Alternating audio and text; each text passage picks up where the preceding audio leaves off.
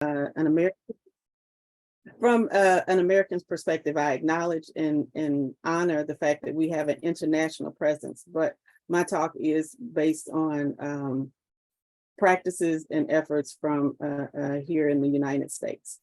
One thing that we were talking about beforehand, that I love working with groups and talking to groups different from cooperative extension. But it's Zoom is one of those great things that it's also unfortunately we can't be together. And so if you could just indulge me in my favorite travel story, it just helps set the tone for everything. And that's why I have the background up. This is where I was going. I was going to a conference, and hopefully one day we all will be able to be together and have some of these rich conversations in person. But on this particular conference, I set the clock at PM instead of AM. So I had an early morning flight, and I don't know if anyone has ever done that, but I was so excited. I incorrectly set the alarm, and so I woke up in just enough time to be in a complete panic, raced to the airport.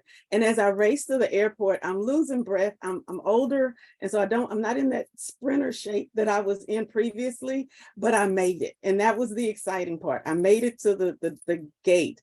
Once I got to the gate, I started choking, and I just couldn't stop. And it was pre-COVID, but I still had the same reaction as if I was having a coughing attack during COVID. People were worried and concerned. I could not catch my breath. And as I walked down the jetway towards the opening of the airport of the airplane, the flight attendants were singing and telling jokes, and I heard music, the Caribbean music. So I'm coughing, but I'm also enjoying the music. And you hear the steel cymbals and the steel drums, excuse me, that go along with the music. And it was just a really big party. They heard my coughing. They brought me water. They were so sweet.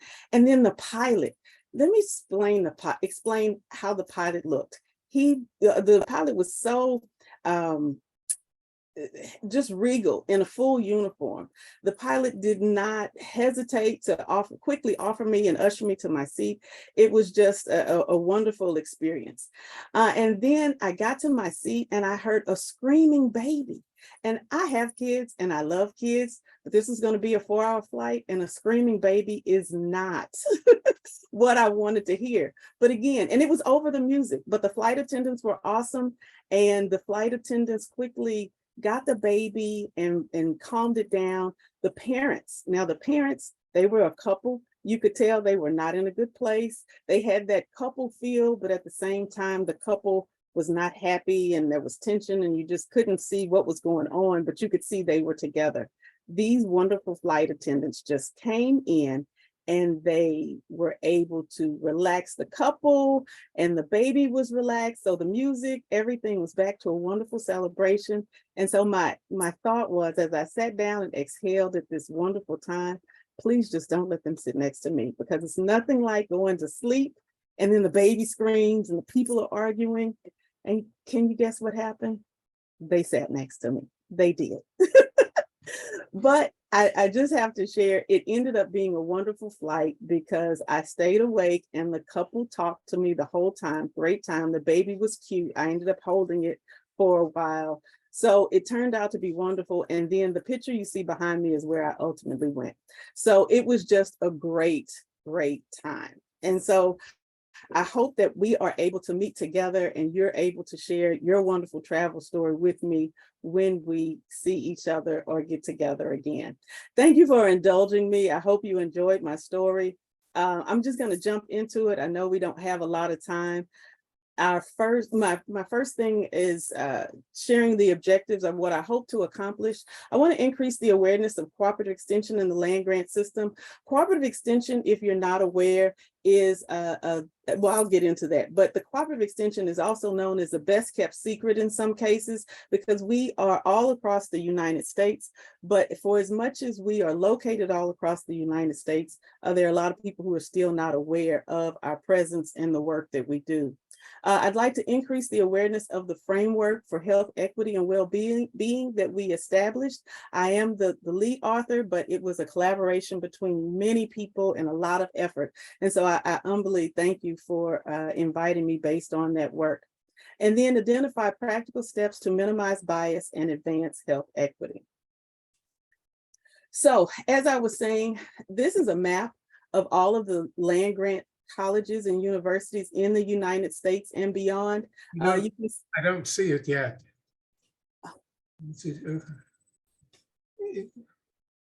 Don't started sharing. Ah, okay. can you see it now? Yeah. Okay, thank you, thank you, thank you. So this is the map, as I was saying, that you're seeing. And so cooperative extension is located all across the United States. Now, the numbers in the legend, as you see here, 1862, 1890, and 1994. These are the different types of land grant institutions across the United States.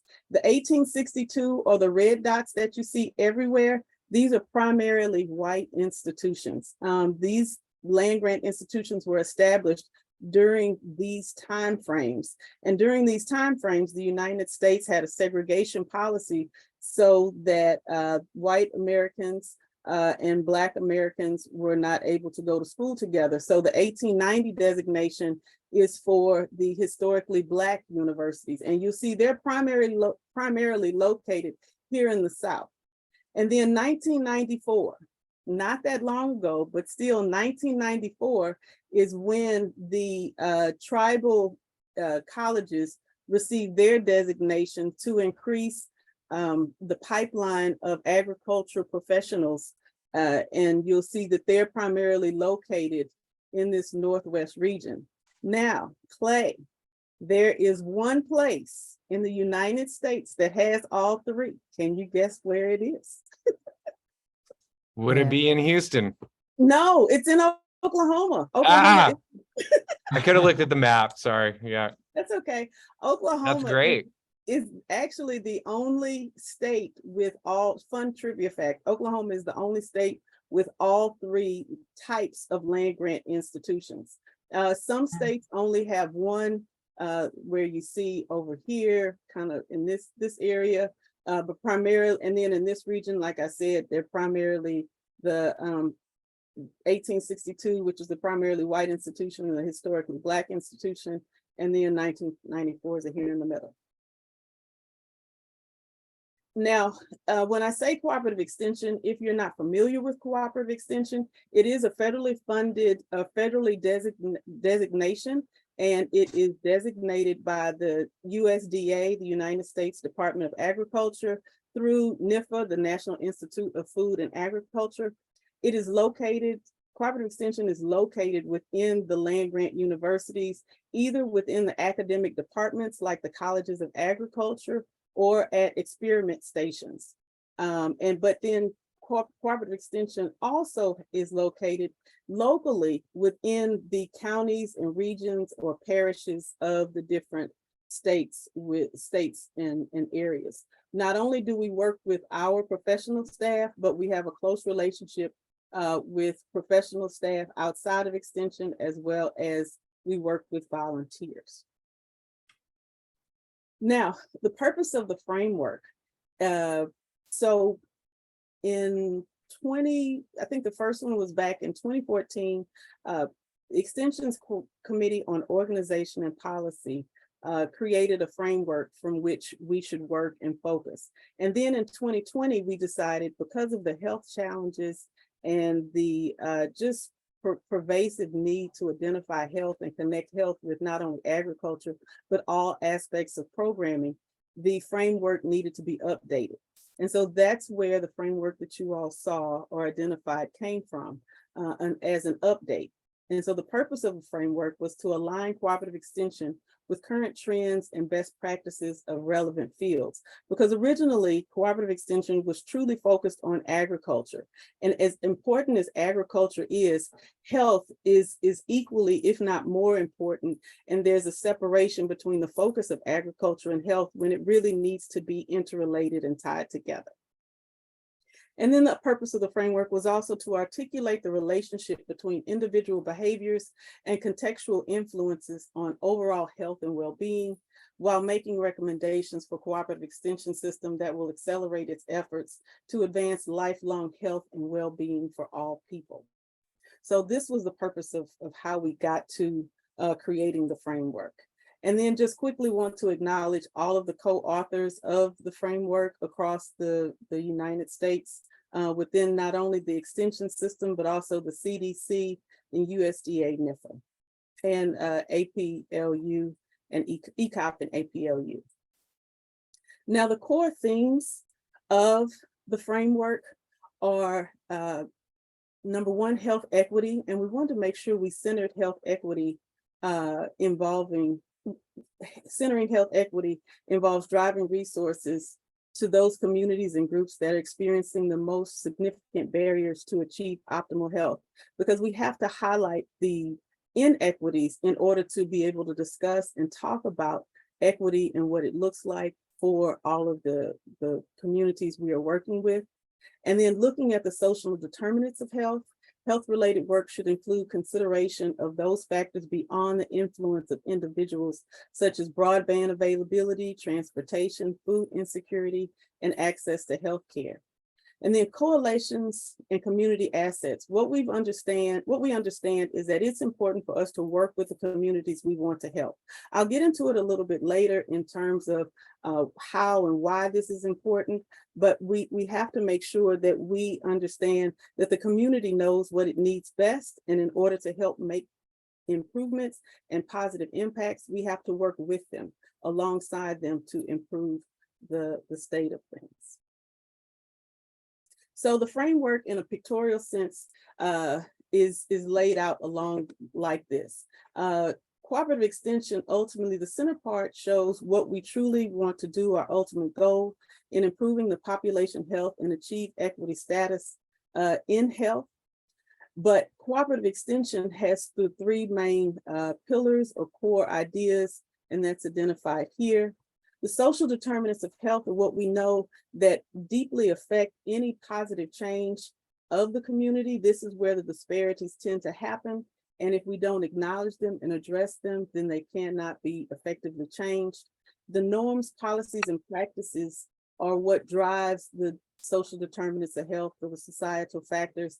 And then the root causes of structural inequity. We felt like it was extremely important to name these isms that deeply inform the norms, practices, and policies, so that things can be discussed and the real change can be made.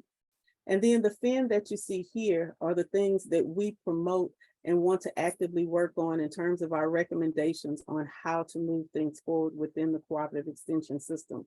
To promote health equity as a core system-wide value, to integrate data science with a resident voice, and the resident voice would be the communities that we work with, to support extension programs and professionals. Sometimes people are not able to do what we'd like them to do because they simply haven't been exposed or haven't been taught or don't know. So we're acknowledging the fact that we have to work with people and fill in the gaps and the deficiencies they have in order to move things forward. And then accomplish work through partnerships and coalitions. For a long time, cooperative extension had a model, if you will, where we will come in and we will help the community. And the community was not walking alongside with the conversations and the assistance. And so a part of this framework is to change that mindset so that we go into a community, or we work with the community by building a relationship, talking to the community about its needs, talking about the things that we have to offer, the programs, the information, the knowledge, the support, and then working together to determine solutions, as opposed to coming in and giving it to them like we know everything and we can take care of everything without their input.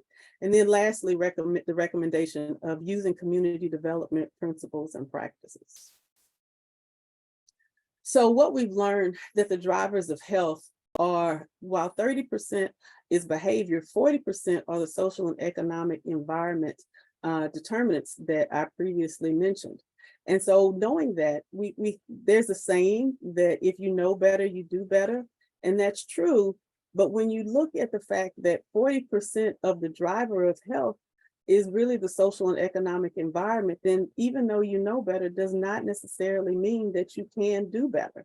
And so this is important for us to focus on and realize and highlight within the framework, and as we move our work forward, because we have to shift from not only looking at the health behaviors and working in the traditional fashion of increasing education, but also looking at changing some of the policies and practices that go on within the environment to make a long-term sustainable change.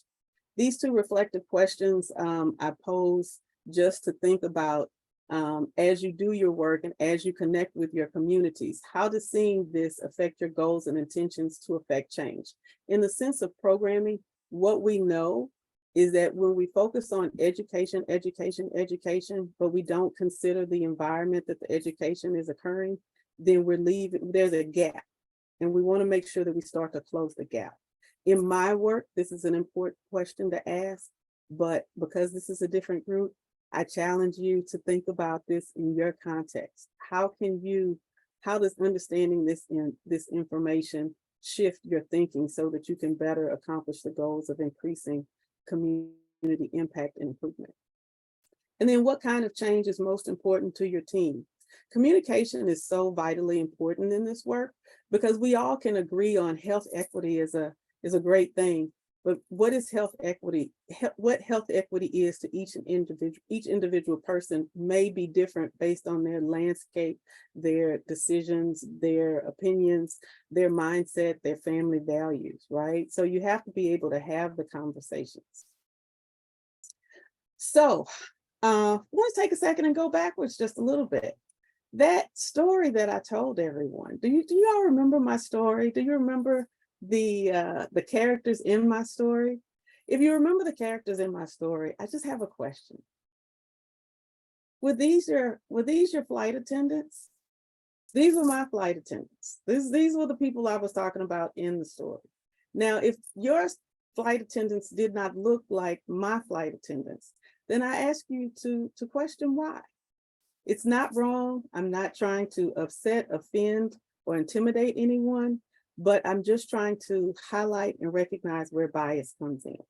Bias is basically comes in because of your upbringing, your background, your landscape, your thought process, your values. Everything that you have consumed informs your bias. And your bias can be conscious or unconscious. But in this case, my story, I was talking about these people, but society in American context does not typically highlight or show these people as, or these gentlemen as flight attendants. Typically within the American context, flight attendants are women. At one time, they were younger women, but over the course of time, they have become men, but you don't often see older men. But that doesn't mean they don't exist. And that's where bias comes in, and that the unconscious bias how it can affect your everyday work and inhibit you from making the positive changes within our work. And our context is how it can inhibit us from making changes that we need to because of natural societal norms that we don't even think about every day. Now, I will admit, I accidentally said he, but in my story, the pilot was a woman. It was a Black woman. And again, traditionally, you do not see Black, especially not Black female pilots in an American context. I have to reinforce that. But that doesn't mean that they can't exist or don't exist, and that you should not consider a wide variety of people. But it's about being open to things that you're not used to, being open to outside of what society deems as normal or typical. And then last but not least, family with a baby. Did you imagine this to be the family with the baby? Probably not, but it's okay. Maybe you did. There's no wrong answers. This is just highlighting that we all have bias. And I can't emphasize enough that we all have bias, and we're not always conscious of the bias that we have. And because we're not conscious of the bias we have to really embrace the fact that we really do all have different biases, and be open to having discussions and understanding that our point of reference, our thought process might be different from someone else's, and someone else's thought process is not necessarily wrong, it's just different. Because what we understand is that basically bias is just a preference that inhibits impartial judgment and a cause to show or feel inclination or prejudice for or against someone or something. Again, bias could be very conscious or it could be unconscious. Some of my favorite conscious biases is that I am team iPhone. And so all of the iPhone people, we have a wonderful thing in this iPhone. Nothing wrong with Androids.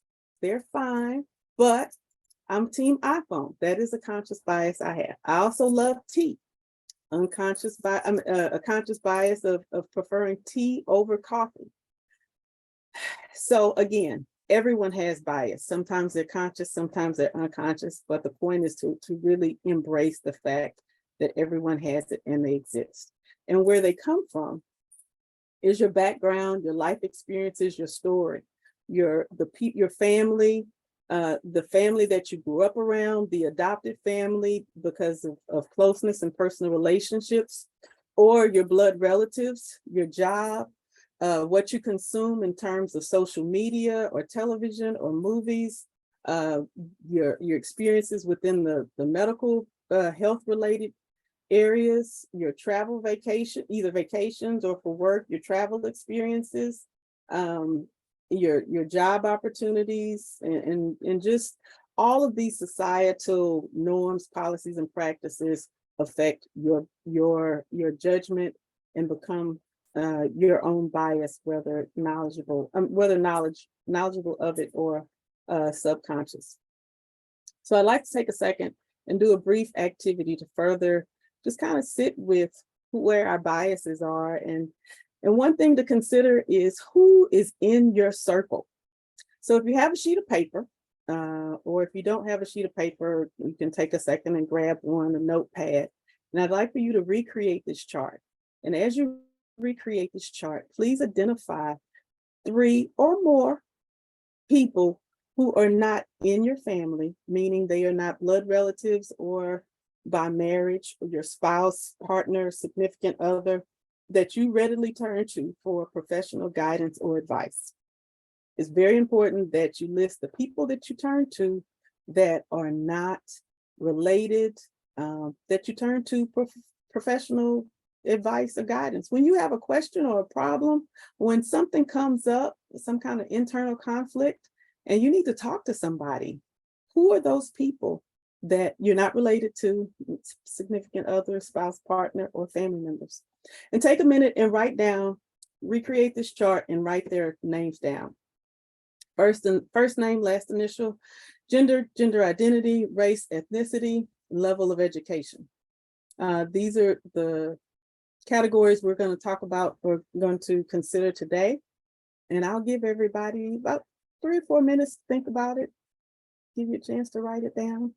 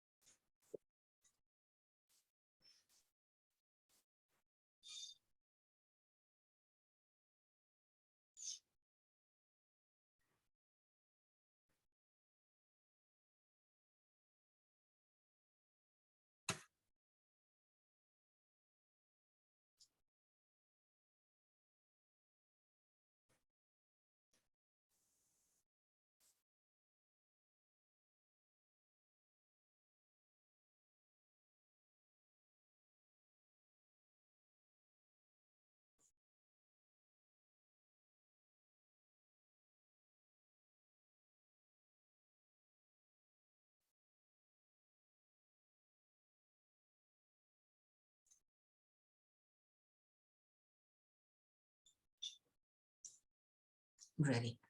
Okay, thank you. If everybody is ready, if you feel like it and you're open to it, sharing, what do you see? What are your observations? What has been made visible?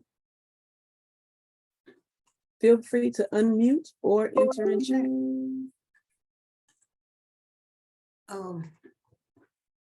Can Go ahead. in my case, it's difficult, but because they have to be no related, no? Correct. Yes. And in my case, I have I have to call every day my cousins and my sister. And in this circle are only females, and it's nobody had high education, but they are very close to me. And in the other case, maybe because I am not from here, from Mexico City, all people no related close to me are people from the work, with females and two males, females one, and are Mexican, all three, and all three had a bachelor and one a PhD. So your group is highly educated, you could say. Yes. Yes. Very good. Thank you. And so what we see in this exercise is it creates the lens from which we're hearing advice. And so what would anybody else like to share? Anybody else notice anything?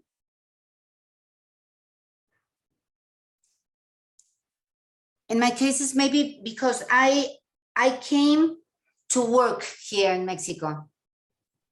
There are people from the university. Yes. That's okay. It's not a problem. Would someone else like to share? Well, I'm probably not the right person. 80 years old, been retired for almost 20 years. And I turn to my wife for advice. And I do just the opposite of what she recommends. And that's worked out fine.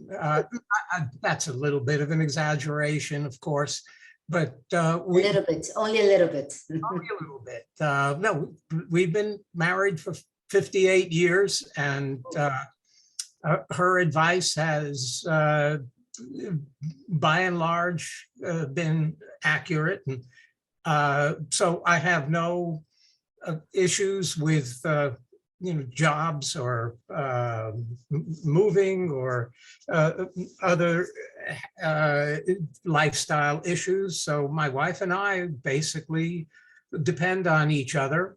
And it's, like I said, it's worked for 58 years now. Okay, thank you. Thank you. Mateo, did you want to share? I saw you unmute. Oh, yeah. So I'm not from Oklahoma, but here I have friends. So I talk to a couple of friends I have that are Italian like me. They're male. They both have PhDs, but also colleagues here in my department, male. I don't know if it's because I don't think that I distrust female, but the more senior people I talk to are male, and they have PhDs like me. Okay. That's the people I noted here. Okay. And I see in the chat, Clay put, I got stumped after coming up with the first two names that came to mind.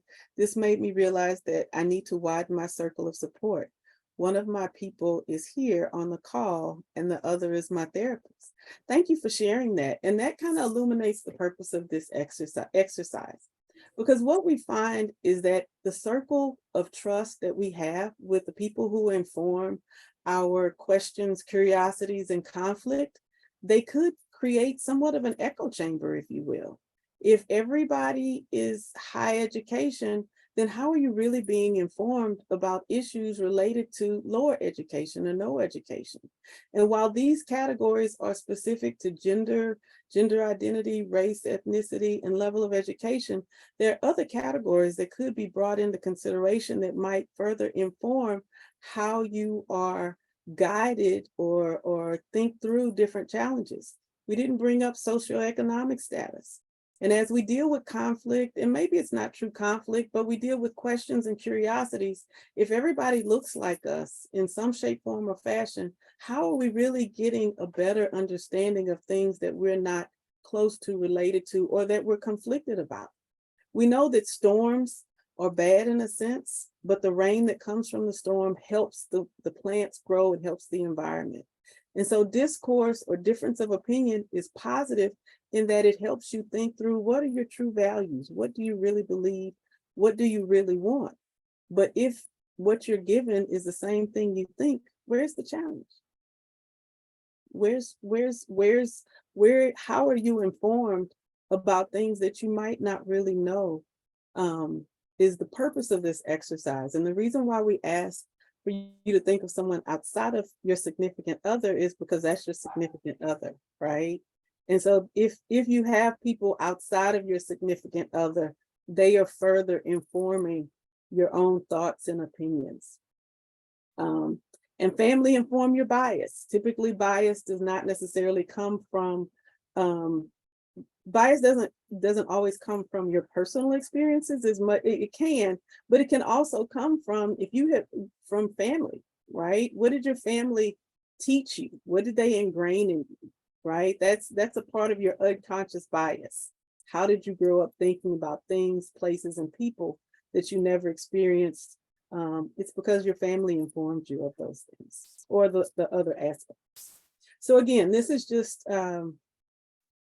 one exercise that we like to do to kind of reinforce the fact that bias is conscious and unconscious. And sometimes if we're not aware of who we're talking to, then at this level, then it can further inform and ingrain those biases, especially those subconscious biases. I know that I'm going to go really quickly through a couple of more slides. I know we only have about 15 minutes, and if anyone has any questions, then I'm definitely open to them. But that was just a quick little exercise that I like to share with people to help really inform about biases, subconscious and conscious, where they come from. And then what are we doing to step outside of our comfort zone? How are we expanding our circle? I love what you said, Clay, in terms of realizing you might need a little bit more support, and it's out there. Well, I think that was the one thing that Zoom took away from us, the ability to, the pandemic took away from us, the ability to make connections more broadly, because we can cross geographic lines, but at the same time, it's more segregated in that you can't easily connect. If we were in person at a conference, after it was over, we could sit down and chit chat. After this, we just shut off our cameras and go back to our spaces. But I want to highlight and offer cultural humility as a concept versus cultural competence. And the reason why is that when we think of competencies, especially in academia, we think we need to learn this, check, I've learned it, I can move on. Versus cultural humility is an aspect and a thought that you never stop learning, right? Your cultural humility should always grow.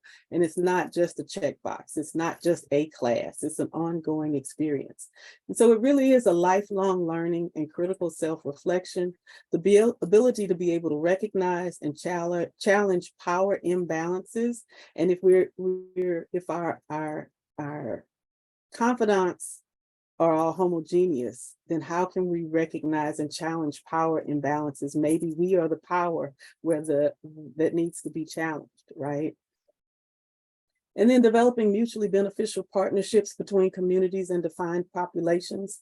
Again, within my work, we work with communities, and it's important for us to build the partnerships, and we cannot go into communities being the expert and not acknowledging the community's expertise and knowledge about their environment and their needs.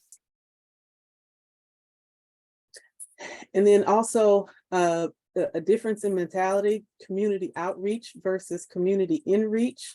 Community outreach, I won't read through all of these in the interest of time, but having that mentality of I want to help those people. Who are those people, right? That's kind of negative. And the cultural obliviousness, not understanding and respecting the differences that you see but don't understand, that have value to the culture that you're trying to work with. And then within these conversations, being able to acknowledge where power and privilege exists and how it affects the environment in which you are looking at. The opposite side of that is the community in reach. I have much to learn from. So instead of wanting to go in and help those people, hey, how can we work together to make this better? We have a certain set of expertise, but we want to know what you need. We want to know how we can help what we don't know, because we don't know what we don't know, right? So quality over quantity is always a preference of mine, using privilege and power to support the advancement of equity, shared power, and or partnership, because understanding there is always a power dynamic. And if there's a power dynamic, if you don't discuss it, you can't dismantle it and you can't address it, and it can't be changed. Conversations about sustainability throughout the partnership, thinking with the end in mind. I think that was a Stephen Covey. I hope I'm right because this is being recorded, but Stephen Covey, the beginning with the end in mind. In our work, providing programs sometimes can be a one-time thing. We really want to move beyond the one-time engagement and look at long-term sustainability. But that has to be acknowledged and discussed consistently at the beginning, all throughout, because sustainability, what makes something sustainable, could change throughout the process, right? You come in with an idea and a discussion of what sustainability looks like at the beginning. Halfway through, there might need to be a pivot to be able to continue what sustainability looks like. And doing something that's sometimes very challenging to do in the United States, and that is continuing to ask, how is race, class, gender playing out in this situation? We have to be able to say these words. We have to be able to acknowledge the race, the class, and the gender when we're talking about helping communities and groups of people, because if it exists, right? The social determinants of health, how the power dynamics, power and privilege plays out as it specifically relates to race and class and gender, and the other isms exist. And so to truly be effective, we have to be able to talk about it.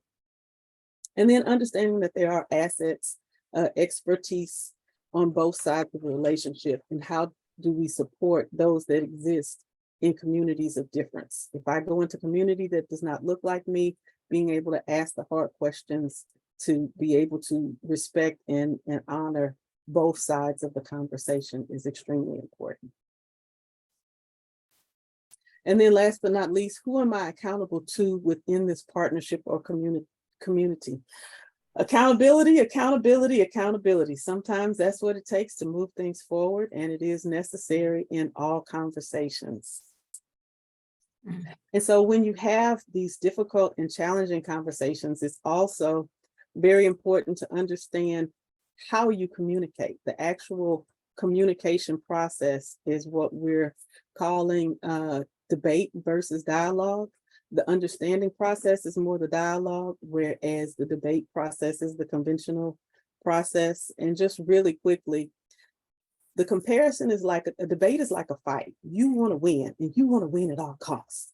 And when sometimes that is the natural tendency, it hinders the ability to have these sensitive, delicate conversations around race, class, gender, privilege, and power, right?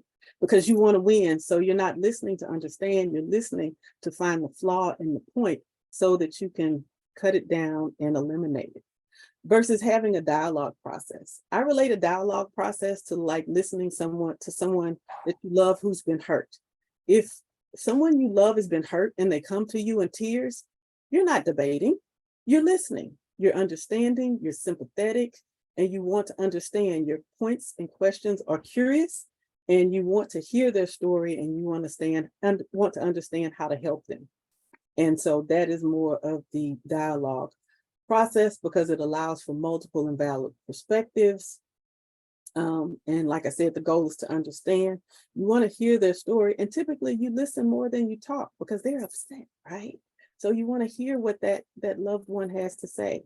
Well, if you take that same mentality and place it in the context and framework of these conversations around race, class, privilege, in helping, then it allows for people to be vulnerable and share. When we do the logo that you see here is the program that I work, one of the programs I work with, Coming Together for Racial Understanding. And what we say is that we create a supportive and challenging, not safe, supportive and challenging. Safe indicates no one's going to get hurt, nobody's feelings will be moved, but comfortable and challenging means supportive means that you can be vulnerable, you can make mistakes, but challenging means that it might be uncomfortable. You might realize you have some subconscious bias. They might not feel good, or you might be triggered in some way, but you're supported through that discomfort so that you can get to a better place. Okay, I think I will stop there in case anyone has any questions.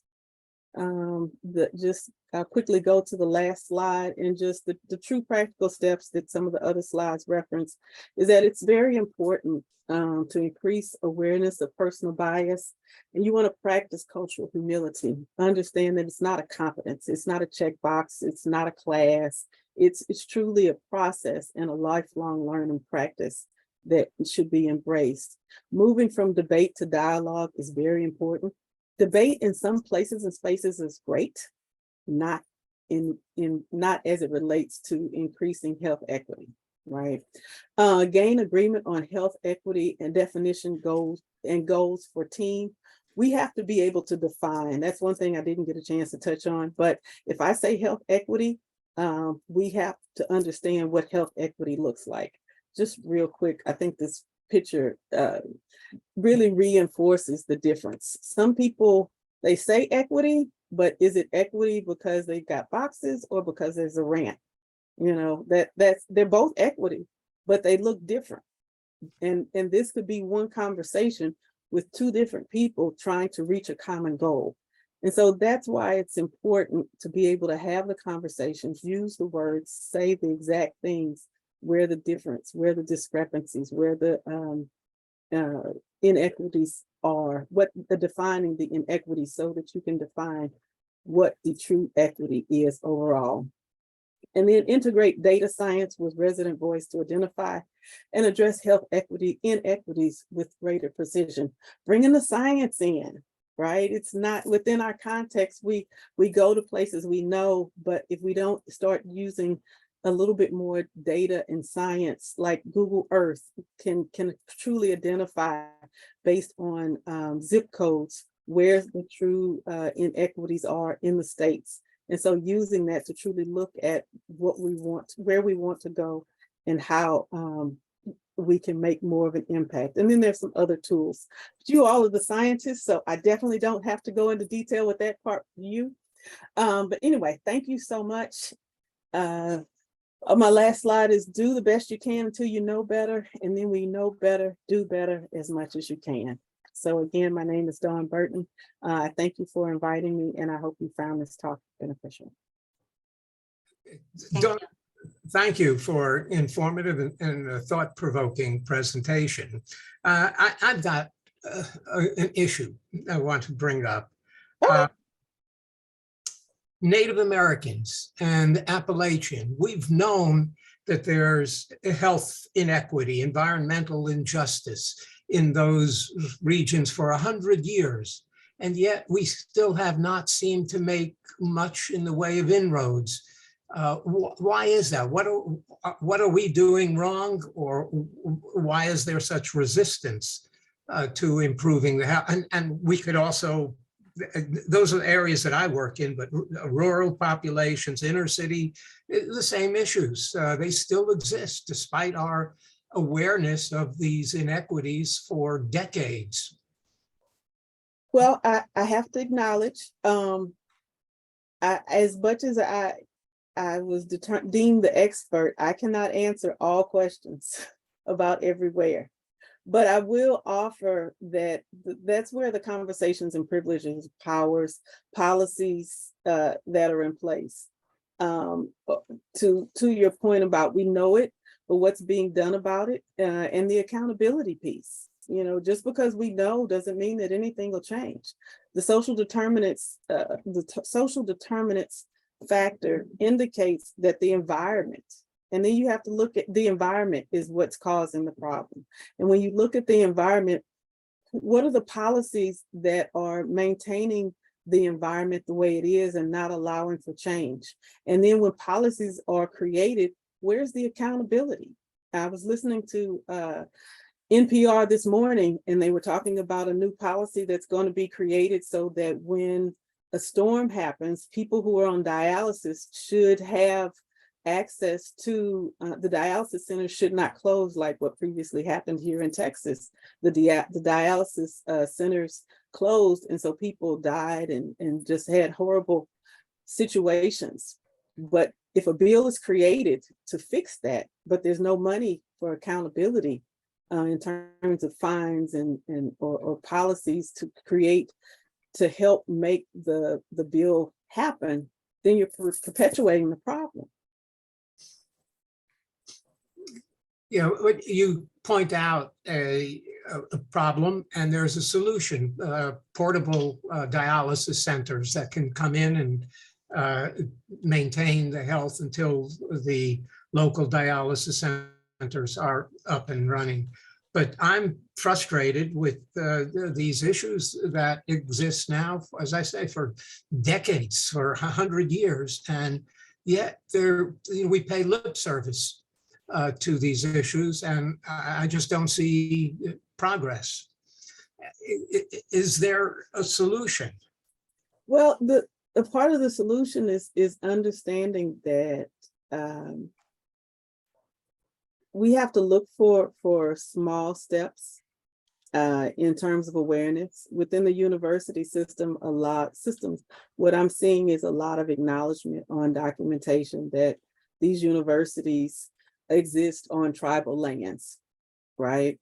So that's the first step. It's small, but it is an acknowledgement. And in some cases, you have people in places who are not even acknowledging that these things exist. So as much as you see what you see, there are people who deny what you see. And so that's where the policies go into place. You have to have policies in place, and the policies have to have a level of accountability. It's a horrible problem, and I wish I could tell you there is a checkbox answer. Here it is. Yeah, but I can't, because it's one of those things. Would have been done. It's having groups like this that are willing to address the problems and looking at your sphere of influence and looking at what policies you can help promote. Who can you work with to help create the change, and then making it happen, and then seeing where you can replicate it. Well, thank you. Don, I have a comment. I enjoyed your talk, you were, you provoked good, lot of thinking, and I could relate to what you were saying very much. And one thing though that I don't know if I understood correctly, but you had a slide at the beginning where you were attributing only 10%. That was like physical. Was that slide at the beginning? Basically, I could see that basically pollution, let's say, is only contributed to 10% of the inequity or of the problem, right? And I don't know if this is an underestimation, and this is basically going back to what we're talking about now, that there is probably a big correlation between pollution and health equity. And I would be curious to see if we could, we are an interest group, we care about geochemistry, if we could map, for example, the pollution in groundwater and poverty, or even like health issues, or this kind of basically the link between geochemistry and poverty, and I bet there is. I would agree, and I have to honor and acknowledge the fact that I think you're absolutely right. In the slide that you're talking about, that 10% probably, so the point of the slide was to really show here, I can show you real quick, to better clarify. So this 10% that you see here really should be added in with this 40%, because that's truly a part of the social and economic environment. So really this should, based on this particular evaluation, this should be 50%.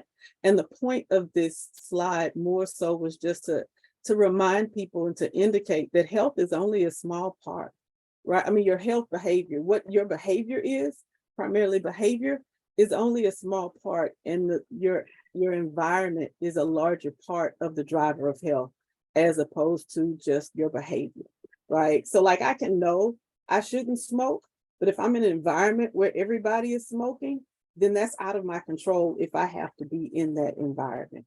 I think that lends to your point, correct? Yeah. I was more curious to know about that physical environment. Probably I don't know enough about it, but I was expecting more contribution from the physical environment. And I know some example, like here in Oklahoma, we have some areas that are historically polluted, and there is a history of poverty and continuing year after year. Mm-hmm. Well, thank you for Access to point. clean water, yeah. No, thank you for that point. Like I said, the point of the slide was to more so discuss and highlight the fact that behavior is not going to necessarily change. A behavior change alone is not going to make the impact on health improvements and in disparities that we know of. It's, to your point, the physical environment, which goes back to the social determinants within the environment that you live. If you're in a bad environment, it's going to be harder to do well and be better. There's actually a study that shows your life, how long you live based on your zip code. So the better the zip codes with the better environments live longer. And that's to your point. I don't know the specifics in terms of your question, that correlation that exists, but I would agree with you that that's true, because just in looking at the slide, first of all, acknowledging that the effort or the intention was not so much about that particular aspect, but just to reinforce the fact that knowing better doesn't mean, as it relates to health, knowing better does not mean you will actually be able to make a big change and be better, because your environment plays into that. And your environment is your physical environment, as well as all of those other societal factors of your living space, social and economic. So I agree with you. Yeah. Thanks, Don, and thanks, Mateo, for asking that question. And yeah, I just want to say, I think that that's would be a really interesting study, sort of mapping, like study that our group could do, right? Or Ophelia left, but she does work she lives in the inner city, right, in Mexico, I think Mexico City, but then she works in northern Mexico in a really rural area. And the differences across that are really big, but it's also something, if there's interest, I mean, we could do in Oklahoma, right? Because we have we have a lot of data on the geochemistry, and then socioeconomic and health status is demographic data that you can get our hands on. I need someone who's like way more spatially clued in than me, but I just want to say, Mateo, I think that that's a really interesting idea to look at. I mean, we're always correlating our elemental data against everything, all biological data, because we're like, I don't know, I'm an ecologist, right? But like using, just kind of spinning that perspective a little bit. If that's one paper that you write out of 20 or something, I think that might be just as useful, if not more. So yeah, I think that's a really cool idea. And Don, I really appreciate you being here.